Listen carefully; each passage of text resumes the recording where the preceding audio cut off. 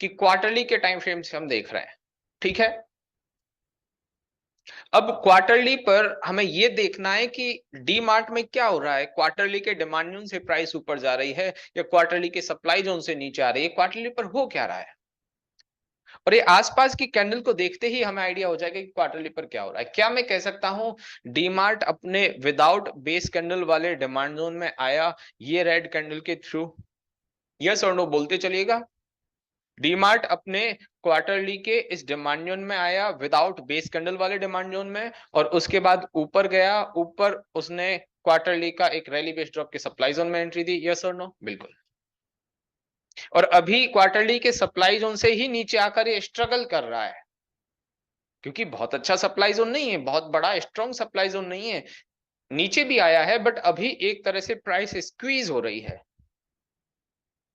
यदि जस्ट ये क्वार्टरली के सप्लाई जोन में पहुंचा ही होता तो मेरे लिए कोई और बात होती कि हाँ अभी और रिएक्शन आ सकता है, बट इसको क्वार्टरली के नॉर्मल सप्लाई जोन में पहुंचे हुए काफी टाइम हो गया, 2 क्वार्टर निकल चुके हैं। यस और नो?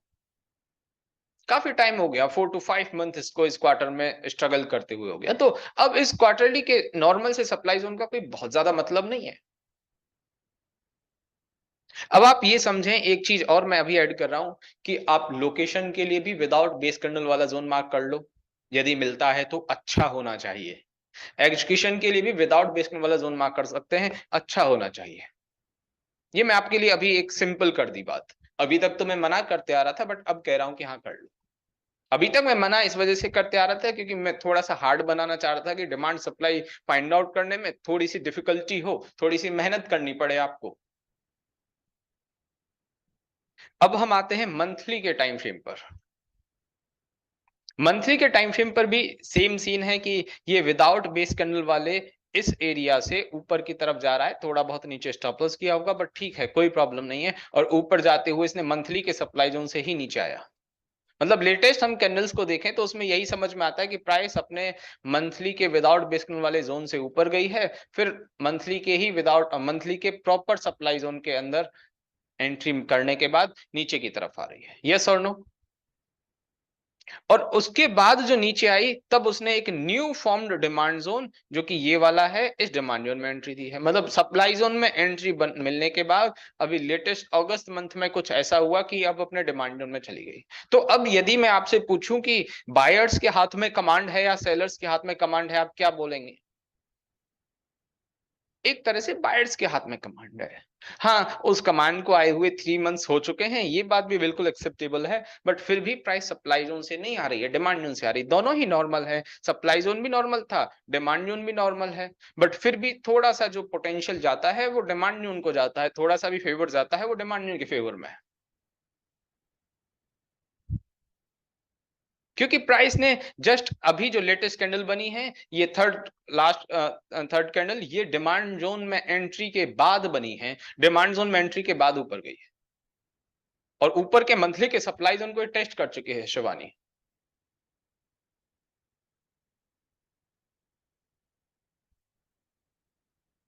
अब बात करते हैं, अब इसी वाली बात को मैं समझाता हूं, एक बार डेली के टाइम फ्रेम पर आ रहा हूं। जो मेरा मंथली का डिमांड जोन था, इस डिमांड जोन के अकॉर्डिंग, मंथली के डिमांड जोन के अकॉर्डिंग, क्या यहां पर कोई भी मेरे पास एग्जीक्यूशन पॉइंट था? ध्यान से सुने, क्या मेरे पास कोई भी एग्जीक्यूशन पॉइंट था? आनंद, कल जो पढ़ा है आज जो पढ़ रहे हैं बहुत ज्यादा सिमिलर हैं बातें, सब समझ में आ जाएगा। 25% वाला लॉजिक छोड़ दीजिए, अभी ये समझें कि इतनी सारी बेस के बाद कोई एरिया नहीं, यहां पर भी कोई एरिया नहीं, ये भी टेस्टेड एरिया, सब कुछ टेस्टेड। यदि मेरा ये कोई डिमांड होता भी जो कि रैली बेस रैली का अच्छा डिमांड है, क्या ये मैं कंसीडर करता? वैसे विक टू विक बात करें तो चल चुका है, बट अभी तक हम बॉडी टू विक मार्किंग ही कर रहे हैं, तो नहीं, टेस्टेड तो है, बट मैं करता की बात कर रहा हूं कि ये मंथली के सप्लाई जोन से आने के बाद शशि प्राइस में ये लो ऑन द कर्व या नॉन कोइंसाइडिंग लेवल था, मुझे इसे ट्रेड करना चाहिए था क्या? यहां पर देखिए, वापस मैं मंथली के टाइम फ्रेम पर आया हूं। जून मंथ में प्राइस मंथली के सप्लाई जोन में पहुंच चुकी है, और वो यदि डेली पर नीचे जून के बाद यहां पर जुलाई में इस डेली के इंडिविजुअल डिमांड जोन में आती है, तो मैं इस नॉन कोइंसाइडिंग लेवल को ट्रेड नहीं करने वाला। अब देखते हैं कि हाँ अचीवमेंट है, ठीक है, एक बार के लिए मैंने मान लिया कि अचीवमेंट है। इसका अचीवमेंट क्या है कि भाई इसने इन सप्लाई जोन को ब्रेक किया, कैंडल बहुत अच्छी, 7 ट्रेड स्कोर का जोन। पर मैंने आपको बैंक ऑफ बड़ौदा जो कल का एग्जांपल था, और एक और हमने श्रीराम ट्रांसपोर्ट देखा, उसमें एक बात और बताई कि यार ये डेली के साथ वीकली भी मिल जाए ना तो बात बन जाए। क्या ये जून 14-15 जून के आसपास में वीकली के टाइम फ्रेम पर आया हूं? क्या कोई भी वीकली का डिमांड है? यहाँ पे कोई वीकली का डिमांड नहीं है। वीकली का डिमांड है तो सिर्फ ये rally base rally, rally base rally का डिमांड। और ये रैली बेस रैली का डिमांड क्या मैं कह सकता हूं, जो डेली पर मुझे एग्जीक्यूशन पॉइंट नहीं मिला उसका अल्टरनेट हो सकता है इंटरमीडिएट टाइम फ्रेम पर ट्रेड करने वाला जोन? यस और नो? कल हमने ये भी तो पढ़ा। कल हमने ये पॉइंट भी तो डिस्कस किया था कि यदि हमारे पास लोकेशन ठीक है, ट्रेंड फेवर में है, एग्जीक्यूशन पर कुछ अच्छा नहीं है, तो हम किसी किसी केस में 10 to 15% केसेस में इंटरमीडिएट वाले टाइम फ्रेम पर कुछ अच्छा मिलता है तो उसे ट्रेड कर सकते हैं। तो क्या ये मेरे लिए परफेक्ट सेटअप नहीं था, जिसने अपना टारगेट भी दे दिया, प्राइस यहां से ऊपर भी गई है। और रही बात इस डेली के डिमांड की, ये डेली का डिमांड जहां पर है 13,700 पर, वहां पर वीकली पर कोई डिमांड जोन ही नहीं है। यदि वीकली का कोई डिमांड जोन होता तो हो सकता था ये इसको सपोर्ट कर जाए, बट इंडिविजुअल डेली का डिमांड जोन है, जो कि मंथली के सप्लाई जोन से हम जिसकी फाइट करवाना चाह रहे हैं, थोड़ा सा मुश्किल का। और वैसा हुआ भी, ये जोन ब्रेक हो गया। थोड़े दिन इसने रोकने की कोशिश करी बट ब्रेक हो गया। इस वजह से ये वीकली का डिमांड चला। अब वीकली के डिमांड से ऊपर जाते हुए, मंथली के डिमांड से ऊपर जाते हुए, क्या मैं कह सकता हूं मेरी एमआईटी ट्रेड जो ये थी, ये पूरी तरह से हिट हो गई, ऊपर चली गई? और ऊपर जाते हुए क्या कोई लेटेस्ट मंथली का सप्लाई जोन था? ये तो टेस्टेड हो चुका है। आज इस महीने और पिछले सितंबर मंथ को देखें, क्या ऊपर कोई मंथली का सप्लाई जोन था? कोई सप्लाई जोन नहीं। और ऊपर जाते हुए क्या मैं कह सकता हूं इसने एक वीकली का ये डिमांड जोन बनाया?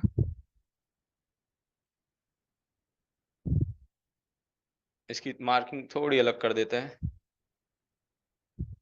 वीकली का ये डिमांड जोन बनाया, और ये वीकली के डिमांड के बारे में ये कहा जा सकता है कि इसने ऊपर जाते हुए ये सप्लाई जोन को ब्रेक कर दिया। एक सप्लाई जोन को ब्रेक कर चुके हैं प्राइस, और इस नॉर्मल सप्लाई जोन में एंट्री करी है। और इस ऊपर वीकली के सप्लाई जोन से नीचे आते हुए, यदि मैं वीकली का ये ड्रॉप बेस रैली जो अगस्त और सितंबर के बीच में बना है, इस डिमांड जोन को लोकेशन मानूं डेली पर, मैं कोई यहां पर ऐसा पॉइंट देखूं कि मेरे पास ट्रेंड अप साइडवेज जो कुछ भी हो, और यहां कोई 125-75 का एरिया हो, तो क्या मैं ये कह सकता हूं कि मेरी WIT लॉन्ग की ट्रेड बहुत अच्छी तरह से चल गई? ट्रेंड के अगेंस्ट बात रही, ट्रेंड के अगेंस्ट बात रही, और मैं जिसकी बात कर रहा हूं वो ये पॉइंट है।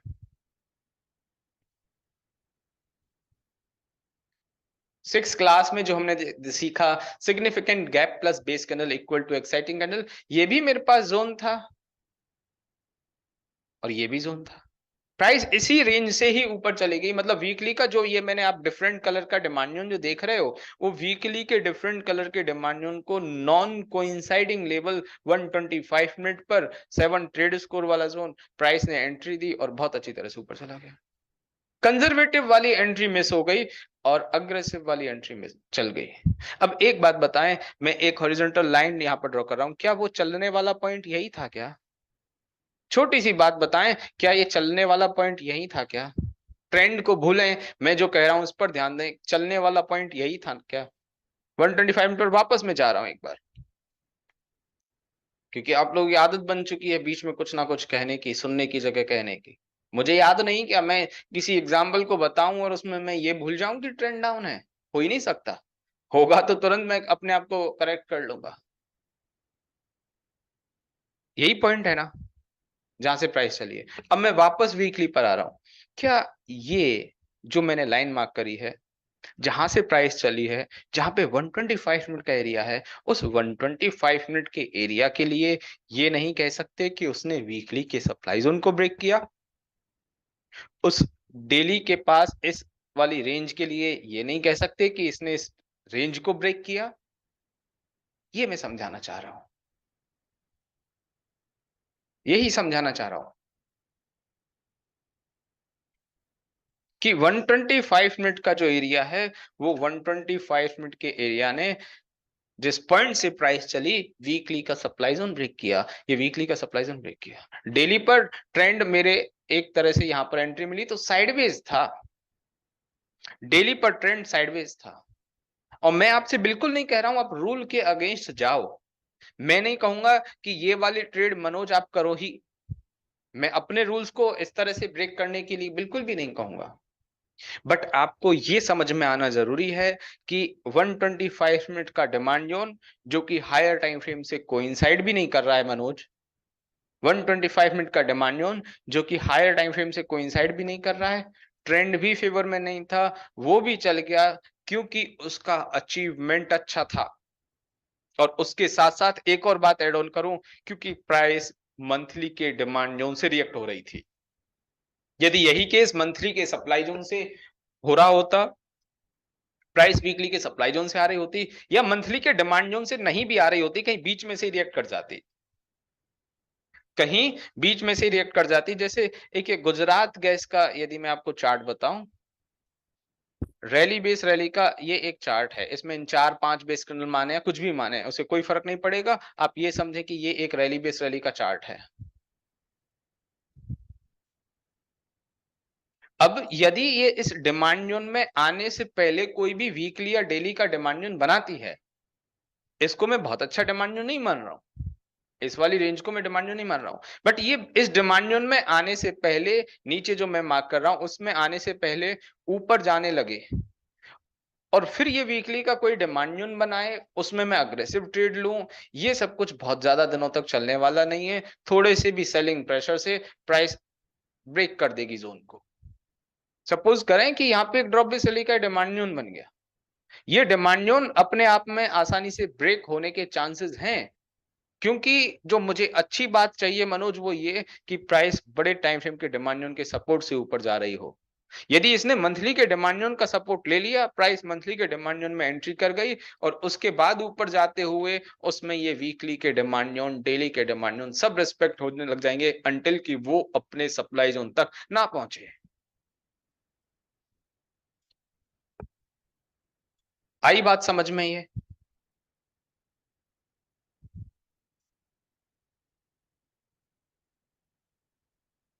ठीक है।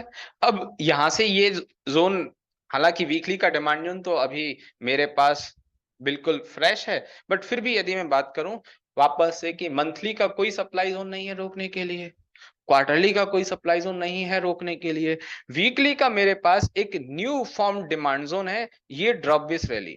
क्योंकि नीचे वाले से मुझे कोई मतलब नहीं रहा, नीचे वाले से मतलब कब होगा जब ऊपर वाला ये वीकली का डिमांड जोन ब्रेक हो जाएगा, बट स्टिल ये वीकली का डिमांड जोन अभी है, तो मैं इसमें अपॉर्चुनिटी देखूंगा ना। और क्लोजिंग नहीं दे पाया इस सप्लाई जोन से ऊपर, बट क्लोजिंग नहीं दे पाया, बट इसको ब्रेक तो कर दिया, लोकेशन के लिए इतना भी सफिशिएंट है।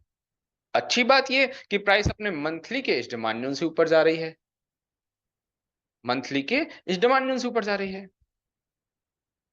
अब ये चार्ट को देखने के तरीके हैं, ये चार्ट में आपको क्या ऑब्जर्व करना चाहिए ये वो बता रहा हूं मैं कि इस तरह से आपका नजरिया होना चाहिए। मैं चार्ट को देखने का नजरिया बदलना चाह रहा हूं आपका, आपका व्यू, आपका पर्सपेक्टिव, सारा कुछ चेंज हो जाए। ये वीकली का एक डिमांड जोन है, ये वीकली का डिमांड। डेली पर ट्रेंड ऑलमोस्ट हमारे फेवर में है, ऊपर कोई सप्लाई जोन नहीं है। 125 मिनट पर यदि मैं कोई डिमांड जोन देखूं, मैं इसको रैली बेस रैली का एक डिमांड जोन कह सकता हूं। हालांकि ये कैंडल ऐसी नहीं है जिसे मैं एक बेस कैंडल समझूं, बट मुझे ऐसा लगता है पर्सनली कि प्राइस इस वाली रेंज से ही चल जाएगी। 75 देख लेते हैं। अग्रेसिव नहीं होगा, अग्रेसिव यू नहीं होगा, क्योंकि कहीं ना कहीं स्टॉप लॉस वाला पॉइंट जो है वो मेरे लोकेशन के अंदर ही है, लोकेशन के पास ही है। यहाँ एंट्री हो गई, ये स्टॉप लॉस हो गया, और 1:2 का टारगेट। इसको यदि आप अग्रेसिव एंट्री ले रहे हो ना, कोई प्रॉब्लम नहीं, इसको अग्रेसिव समझ रहे हो, कोई प्रॉब्लम नहीं। आप 75 मिनट का नीचे वाला कंजर्वेटिव लेवल ले लो। अब ये आपका ट्रेड करने का तरीका है कि आप 125 मिनट के लेवल पर ट्रेड कर रहे हो, 75 मिनट के कंजर्वेटिव लेवल पर ट्रेड कर रहे हो। ये सब कुछ आपकी ट्रेडिंग स्टाइल के ऊपर डिपेंड करता है, ये अपना अपना कॉल है। या तो ऊपर वाले इस डिमांड को ट्रेड करो, या नीचे वाले इस डिमांड को ट्रेड करो। 60 मिनट देखें, मैं 60 मिनट को जनरली प्रेफर नहीं करता, बट 60 मिनट पे बिल्कुल प्रॉपर रैली बेस रैली है, तो और भी अच्छी बात हो गई। अब ये आप ऊपर वाले, यदि कोई कहे कि सर मैं दोनों जोन को ट्रेड करना चाहता हूं, एंट्री स्टॉप लॉस, यहाँ ऊपर एंट्री यहाँ स्टॉप लॉस, और 1:2 का टारगेट, जो मेरे एंट्री स्टॉप लॉस का गैप है उसका जस्ट डबल टारगेट नयन। और यदि ये स्टॉप लॉस हुआ तो ठीक, मैं नीचे वाले 75 मिनट के इस जोन को ट्रेड कर लूंगा। नीचे वाले 75 मिनट का ये एक बैकअप है, या फिर मैं कहूं ये दूसरी ट्रेड है। डीमार्ट में 2 ट्रेड हो सकती है मेरे पास, कहां प्रॉब्लम है।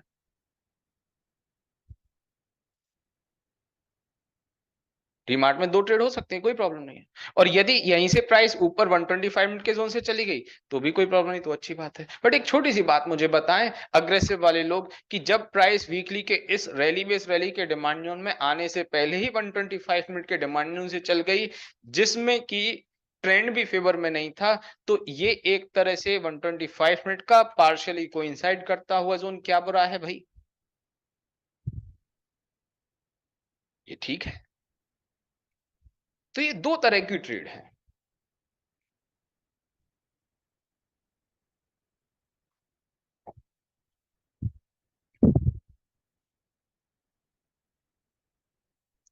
जिनको 1:2 का टारगेट बुक करना है 1:2 का टारगेट बुक करें, जिनको चाहिए थोड़ा और लॉन्ग चलना है तो ठीक है। स्टॉप लॉस ट्रेलिंग वाली बात तक आपको समझ में आ जाएगा जिस दिन हम स्टॉप लॉस ट्रेलिंग पढ़ेंगे। किन्हीं को चाहिए कि सर आपने कल मुझे पढ़ाया था कि ये जिस टाइम फ्रेम पर हम एग्जीक्यूशन ले रहे हैं, डिमांड जोन का एग्जीक्यूशन है, तो एक टाइम फ्रेम ऊपर इंटरमीडिएट टाइम फ्रेम पर आप सप्लाई जोन तक का टारगेट रख सकते हैं। मैं यहां तक का टारगेट रख सकता हूं 4800 तक का, क्योंकि और कोई मेरे पास सप्लाई जोन है नहीं, यही एक ठीक सप्लाई जोन है। ठीक भी नहीं कहूंगा, रोक सकता है, सिर्फ रोक सकता है। और वो रोकने के पीछे वजह सिर्फ इतनी सी कि वीकली और डेली दोनों ही इसी रेंज में है। अचीवमेंट नहीं है इसका कोई खास कि ये डिमांड को ब्रेक कर दिया हो। ठीक है, हुआ कितना टाइम लग गया इस डिमांड को ब्रेक होने में। यदि अग्रेसिवली यहीं से ही ये कैंडल इस तरह से बनती होती तो मैं कहता यार ये सप्लाई जोन तो बहुत स्ट्रांग है, क्योंकि इसका तो अचीवमेंट है, अच्छा अचीवमेंट है। बट अभी इसका कोई खास अचीवमेंट नहीं रहा। अचीवमेंट में भी देखो, अब अचीवमेंट में आप एक कहानी तो ये देखें कि इस अप मूव ने, ये जो नॉर्मल अप मूव आया, इस डाउन मूव को आसानी से ब्रेक कर दिया। या 125 मिनट के जिस डिमांड की बात कर रहे थे, वीकली के जिस डिमांड की बात करते, उसने इस वीकली के सप्लाई जोन को आसानी से ब्रेक कर दिया। क्या डेली पर इस डिमांड को ब्रेक करने में आसानी रही? प्राइस ऊपर से नीचे आई, यहां से ही ऊपर चली गई, फिर इतने दिनों तक एक सेम रेंज में रही, फिर यहां पर स्ट्रगल करी, तब जाकर कोई जोन ब्रेक हो पाया। मतलब कोई खास पोटेंशियल नहीं है भी तो उतना कि टारगेट के लिए ठीक है। ठीक है, अब वो देखिए, फिर आप फिर से वही बात है, आपका पेशेंस लेवल है कि कोई 1:2 के टारगेट के साथ खुश है क्योंकि जल्दी मिल गया, किसी को चाहिए मेरे पास आराम से टाइम है, गया 7 दिन 8 दिन तक प्राइस मेरे जोन के अंदर ही स्ट्रगल कर रही है। WIT MIT लॉन्ग की ट्रेड थी, बट अच्छा कुछ हो नहीं पा रहा है, टारगेट नहीं मिल पा रहा है, तो अब उसको कितने दिन तक होल्ड रखें? किन किन लोगों के मन में बात है?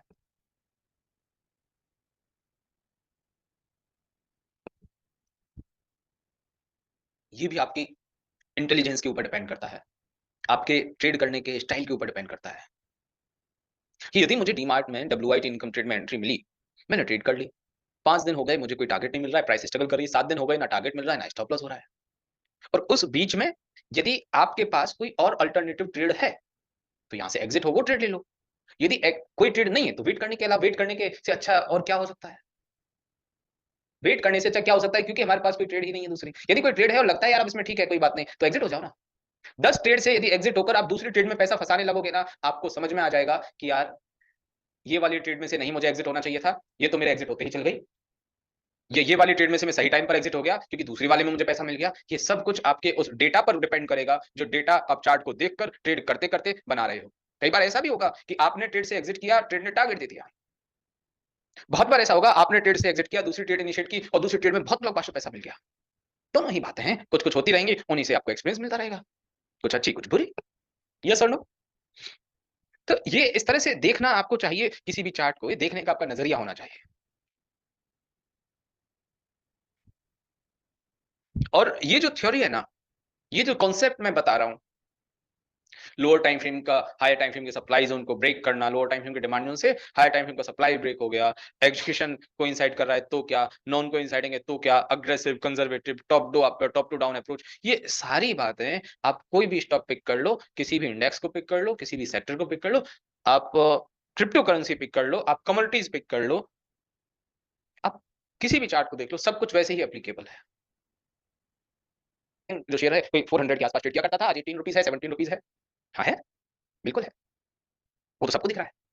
पर उसके साथ साथ उसी यस बैंक जो निफ्टी 50 का पार्ट था, 2017-18 के बाद वो शेयर यहां पर है, 2017-18 के बाद उसके ही साथ वाले शेयर निफ्टी 50 के शेयर कहां पर है? क्या एचडीएफसी बैंक के साथ ऐसा हुआ, कोटक बैंक के साथ ऐसा हुआ, रिलायंस के साथ ऐसा हुआ, टाटा मोटर्स के साथ ऐसा हुआ, टाटा स्टील के साथ ऐसा हुआ और बाकी के और शेयर के साथ ऐसा हुआ? ये क्यों नहीं देखते? भाई 50 में से एक चीज ऐसी निकल कर आ गई, ठीक है, हो गया, हो गया, ठीक है। अभी आपको लगता है कि यार उसमें 10 साल के लिए पैसा इन्वेस्ट किया जाना चाहिए, कर दो। हाल फिलहाल ऐसा कुछ नहीं होने वाला, 10-5 दिन में ही वो स्टॉक ब्लॉकबस्टर हो जाएगा। छोटी सी बात, यदि हम टेक्निकल बात करें, आप मुझे बताएं कोई स्टॉक इतना ऊपर से हाई लेवल से बिल्कुल ऑल टाइम लो के पास से वापस से रिकवर कर रहा है? नॉर्मली ही प्राइस मंथली क्वार्टरली के डिमांड में आने पर अपना ट्रेंड डाउन कर देती है। वहां पर कितना अग्रेसिवली ट्रेंड डाउन होगा? Daily, monthly, weekly, daily, quarterly, सभी टाइम फ्रेम पे, यस और नो? ऑलमोस्ट सभी टाइम फ्रेम पे ट्रेंड डाउन। और ट्रेंड को चेंज होने में तो बहुत टाइम लगता है। ट्रेंड को चेंज होने में बहुत टाइम लगता है। जिस चीज का ट्रेंड चल जाता है उसके चेंज होने में टाइम लगता है। तो इतना आसानी से थोड़ी ना इस बैंक में इतनी जल्दी ग्रोथ हो जाएगी। और यदि आपका फिर भी फोकस यस बैंक पर जाता है तो फिर वो आपकी चॉइस है, कोई और दूसरा शेयर देख लो। जरूरी थोड़ी ना कि यस बैंक की माला ही जपते रहे हमेशा, या कोई और ऐसा शेयर जो बिल्कुल डाउन हो। क्यों मल्टीबैगर के पीछे पड़े हैं? मल्टीबैगर शेयर में पैसा बनना तो बिल्कुल उस गैम्बलिंग, उस सट्टेबाजी की तरह है जो पहले कभी शायद अभी भी कहीं होता होगा। मूवीज में हम लोग देखते थे कि जो कूपन खरीदते हैं, नंबर लगाते हैं, उस तरह का गेम है। कोई 100 में से एक आध का आ गया तो ठीक है, लॉटरी वाला सिस्टम। ये भारत फोर्स का प्राइस एक्शन अभी हम लेटेस्ट समझ रहे हैं। पहले तो ये भारत फोर्स अपने मंथली के इस रैली बेस रैली के डिमांड जोन में, जो कि 2014 में जिसने प्राइस को ऑल टाइम हाई पहुंचाया, ये बहुत ध्यान से देखें, इसमें बहुत सारे इंसाइट मिलने वाले हैं, बहुत अच्छा प्राइस एक्शन है। क्लास का आधा से ज्यादा टाइम इसी में चला जाएगा। रैली बेस रैली का मंथली का डिमांड जोन, प्राइस ऊपर गई ऑल टाइम हाई पर, कोविड के टाइम पर प्राइस नीचे आई इस वाले डिमांड जोन में, मंथली के डिमांड जोन में, और उसी मंथली के डिमांड जोन को रिस्पेक्ट करते हुए प्राइस ऊपर की तरफ जा रही है। ऊपर यहां पर गई, इसे रोकने के लिए रैली बेस ड्रॉप का सप्लाई जोन था, प्राइस रैली बेस ड्रॉप के सप्लाई जोन में रुकी भी, रैली बेस ड्रॉप के सप्लाई जोन में रुकी भी, और यहां पर एक ये एक तरह से रैली बेस रैली का डिमांड जोन बनाया, यहां पर नहीं आई प्राइस। इसके ऊपर एक और रैली बेस रैली का डिमांड जोन बनाया। इसको ध्यान से देखिएगा, एक एक स्टेप को बहुत ध्यान से देखना, सब समझ में आ जाएगा। ये जो रैली बेस रैली का डिमांड जोन बना, क्या ये कैंडल आपको दिख रही है कि इसकी विक यहां तक है? फिर भी मैं इसको लेग आउट ले रहा हूं, क्या ये फेयर है इस कैंडल के साथ? नहीं बोलेंगे तो भी चलेगा, यस बोलेंगे तो भी चलेगा, मैं दोनों चीजें बता रहा हूं। एक छोटी सी बात बताएं, क्या ये कैंडल जब इस तरह से ऊपर जा रही थी तो एक टाइम पर जब ये यहां तक पहुंची, क्या किसी टाइम पर ये एक ग्रीन कैंडल रही होगी अपने आप में? यस और नो? सिर्फ ग्रीन कैंडल रही होगी, पूरी ग्रीन एक्साइटिंग कैंडल रही। और ये ग्रीन एक्साइटिंग जब इस वाले सप्लाई जोन के इस हाईएस्ट पॉइंट पर पहुंची, उसके बाद से इसमें सेलिंग आई, तो फिर एक नॉर्मल बेस में कन्वर्ट हो गई, और उसके बाद से फिर प्राइस ऊपर जाने लगी, फिर लगातार इस तरह से चली गई। तो कहीं ना कहीं इस वाले एरिया में पोटेंशियल तो अच्छा था, कहीं ना कहीं इस वाले रैली बेस रैली के डिमांड जोन में पोटेंशियल तो अच्छा था। प्राइस उसके बाद ऊपर चली गई, वो तो ये था कि ऊपर इसका सप्लाई जोन से सामना हो गया तो वहां से प्राइस नीचे आ गई। यदि थोड़ा बहुत और टाइम मिलता तो हो सकता था यही ग्रीन कैंडल बन जाती। अब ये सिर्फ चार्ट को देखने का तरीका है कि मैं इस कैंडल के बारे में सोच रहा हूं, और यदि इस कैंडल को कोई बिल्कुल इग्नोर कर दे तो भी कोई नुकसान नहीं है। बट यदि जब मैं एडवांस होने की बात करूं, मैं प्राइस एक्शन समझने समझाने की बात करूं, तो ये देखिए रैली बेस रैली का डिमांड, इस रैली बेस रैली के डिमांड में प्राइस नहीं आई, उससे पहले ये एक नया रैली बेस रैली का डिमांड बन गया, ये रैली बेस रैली। जो कि बना अप्रैल मई 2021, अप्रैल और मई 2021। अब इससे पहले जो फेब और मार्च 2021 में हुआ, मैं डेट इस वजह से बोल रहा हूं जैसे आपको भी याद रहे, लोअर टाइम फ्रेम पर हम जाएं तो आपको चीजें याद रहे। फेब मार्च और अप्रैल 2021 में ये जो डिमांड था नीचे रैली बेस रैली, इस डिमांड में आने से पहले क्या क्या हुआ वो मैं डेली के टाइम फ्रेम पर आपको बता रहा हूं। क्या मैं ये कह सकता हूं ये वाला एरिया एक नॉन कोइंसाइडिंग लेवल था? रैली बेस रैली का ये वाला एरिया नॉन कोइंसाइडिंग लेवल था और प्राइस इस नॉन कोइंसाइडिंग लेवल में आते ही यहां से ऊपर गई, मतलब प्रॉपर मंथली के डिमांड में नहीं आई, प्राइस डेली के ही डिमांड से चली गई, क्योंकि इस डेली के डिमांड में कुछ अच्छा था। ये वाला जो डेली का एरिया था जहां से प्राइस ऊपर गई थी, वहां पे वीकली का भी रैली बेस रैली का डिमांड है, बहुत ध्यान से देखें, वीकली का rally base rally demand, daily का इंडिविजुअल डिमांड नहीं था, वीकली के भी इस रैली बेस रैली के डिमांड का सपोर्ट था, उसी वजह से प्राइस ऊपर चली गई। और उसके बाद अब मैं वापस मंथली के टाइम फ्रेम पर आया हूं, इस डिमांड का काम फिनिश हुआ, हम नया मंथली का ये रैली बेस रैली का डिमांड देख रहे हैं।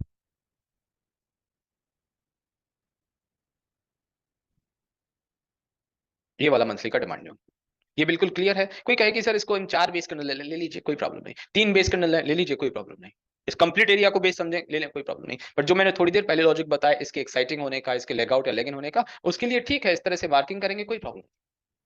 और अच्छी बात यह कि इस वाले डिमांड से प्राइस ऑल टाइम हाई पहुंची है, ये प्रीवियस हाई था, उस प्रीवियस हाई की रेंज को ब्रेक कर दिया और फिर प्राइस आफ्टर 1 ईयर, जब ये अप्रैल 2022 में जोन बना था, उसके 1 साल बाद मार्च 2022 में इस जोन में आई थी। ये मार्च 2022 वो वाला टाइम है जब रसिया यूक्रेन वॉर हुआ था, फेब में अनाउंस हुआ था, वो लगातार उसके बाद मार्केट नीचे आया था, इस रैली बेस रैली के डिमांड में पहुंची। और इस रैली बेस रैली के डिमांड से रिएक्शन आया क्या इसमें, अच्छी तरह से बताएं। बिल्कुल, इस रिएक्शन को रोकने के लिए ऊपर इस मंथली के एरिया में सप्लाई जोन कुछ दिख रहा है क्या? कोई भी सप्लाई जोन, कोई सप्लाई जोन नहीं है, और ऊपर गई है प्राइस, फिर नीचे आई और फिर ऊपर गई, फिर अप मूव आया, नया ऑल टाइम हाई ये जो इस प्राइस ने फॉर्म किया, नया ऑल टाइम हाई जो इस प्राइस ने ये वाला फॉर्म किया, उसके लिए प्राइस ने 1 2 3 4 मंथ स्ट्रगल किया। 1:2 का टारगेट यदि मैं डेली के टाइम फ्रेम पर जाता हूं तो आपको बहुत आसानी से समझ में आ जाएगा, 1:2 का टारगेट देने में प्राइस ने बिल्कुल टाइम ही नहीं लगाया। ये जो आप रैली बेस रैली का डिमांड देख रहे हो ना, जो अभी मैंने जस्ट मार्क किया है, ये रैली बेस रैली जो हायर टाइम फ्रेम से कोइंसाइड करते हुए भी है, प्राइस डिस्ट्रीब्यूशन के साथ ही सही ऊपर गई है, इस रैली बेस रैली के डिमांड में प्राइस पहुंची। और यदि मैं 1:2 के टारगेट की बात करूं तो यहां एंट्री, इधर कुछ स्टॉप लॉस और कहा यहीं कुछ टारगेट, इन्हें वीक टारगेट मिल गया, उसमें 1:2 का बचे और ऊपर जाते हुए अब मैं वापस, देखिए ये मार्च 2022 की बात कर रहा हूं कि यहां से प्राइस ऊपर जाने लगी, मैं मंथली पर वापस आया, क्या मंथली पर कोई डिमांड बना क्या मार्च 2022 अप्रैल, यहां पर कुछ भी